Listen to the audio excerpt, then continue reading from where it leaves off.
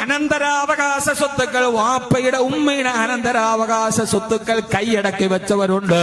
ഒരു കാര്യം നിങ്ങളെ ഖുർആനിനെ മുൻനിർത്തിയിട്ട് ഞാൻ പറയട്ടെ, കുടുംബത്തിന്റെ അനന്തരാവകാശ സ്വത്ത് അർഹതയുള്ളവർക്ക് കൊടുക്കാതെ പിടിച്ചു വെച്ച് അനുഭവിച്ചാൽ അവനെ ദുനിയാവിൽ തന്നെ അത് അനുഭവിച്ചേ തിരിച്ചു പോകൂ. കാരണം എന്തെന്നറിയോ? ആ തീരുമാനം, ആ കണക്ക് പറഞ്ഞത് അല്ലാഹുവാണ്.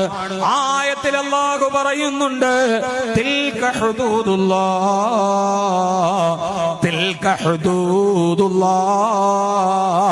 ഇത് അല്ലാഹുവിന്റെ ഹുദൂദാണ്, ഇത് അല്ലാഹു പരിധി പറഞ്ഞതാണ്, ഇത് അല്ലാഹുവിന്റെ നിയമമാണ്.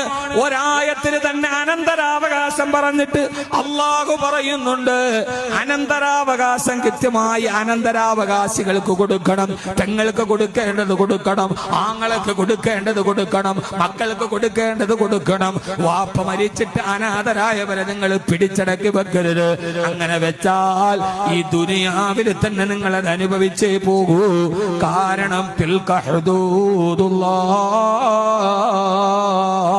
ഇത് അല്ലാഹുവിന്റെ നിയമമാണെന്ന് വിശുദ്ധ